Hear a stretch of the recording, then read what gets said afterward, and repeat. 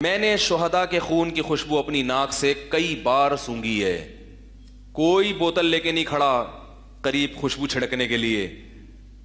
ابھی ایک شہید کے بیٹے مجھ سے ملے بھی ہیں, بیٹھے ہوئے بھی بیان میں نے ان سے کہا آپ کے والد کی شہادت پہ بہت دن تک خوشبو آئی ہے. میری آنکھوں میں آنسو تھے, میں چھپا رہا تھا ان سے آنسو کیونکہ میں بڑا جذباتی ہو گیا ان کو دیکھ کے.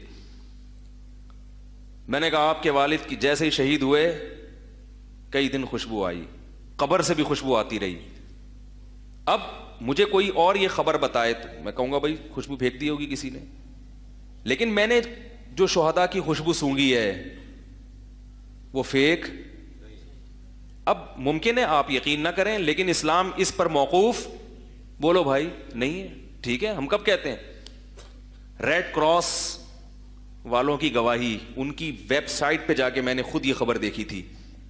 ایک ملک کا انہوں نے ذکر کیا جہاں میں نام نہیں لوں گا یہ سیکیورٹی کے پوائنٹ آف ویو سے, پھر ایک وہ سیاست میں چلا جاتا ہے معاملہ.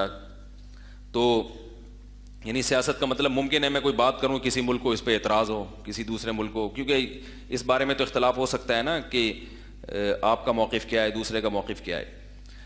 میں اجمالی طور پر آپ کے سامنے بیان کروں گا. ریڈ کراس والوں نے خود بتایا کہ ہم نے بسا اوقات مسلمانوں پہ جہاں ظلم ہوا ہے ان کو لڑتے ہوئے جب قتل ہوئے تو ہم نے کئی مہینے بعد ان کی لاشیں اٹھائی ہیں. ان کی لاشوں میں خوشبو بھی آ رہی ہوتی ہے اور ان کی لاشیں, بولو بھائی, میں مسجد کے ممبر پہ بیٹھا ہوں. ریڈ کراس کی جو ویب سائٹ ہے یہ آج سے 7-8 سال پرانی خبر ہے, اخبار میں آئی تھی, مجھے یقین نہیں آیا کیونکہ لوگ چھوڑو بھی ہوتے ہیں. میں نے ان کی اصل ویب سائٹ پہ جا کے سرچ کیا, کونے کھانچے میں کہیں انہوں نے یہ خبر لگائی ہوئی تھی. انہوں نے کہا ہمیں وجہ اس کی معلوم نہیں ہے. تو یہ اس کی کوئی لاجک, کیونکہ جب انسان مرتا ہے اس کا جسم گلنا اور سڑنا شروع.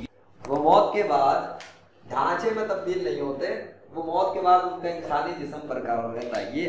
یہ رزلٹ ہے موت کے بعد, یہ رزلٹ ہے. اور ایک یہ رزلٹ ہے, یہ جو رزلٹ ہے یہ نیک مسلمانوں کا ہے. میں ادھر آ جاتا ہوں تھوڑا سا. یہ رزلٹ ہے نیک مسلمانوں کا, مسلمانوں کی لاش کا. موت کے بعد نیک مسلمانوں کی لاش کا رزلٹ یہ ہے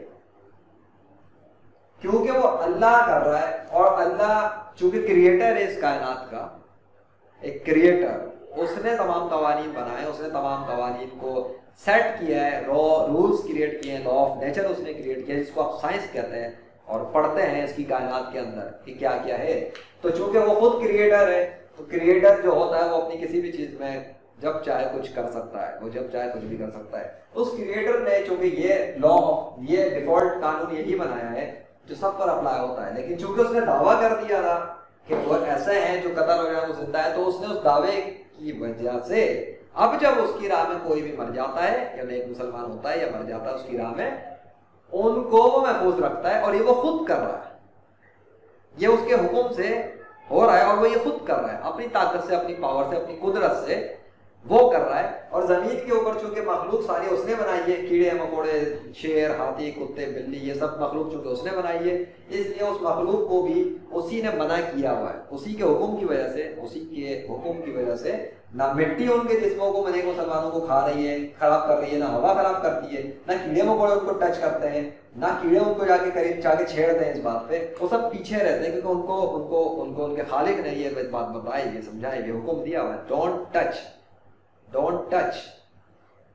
ڈونٹ ڈیمیج.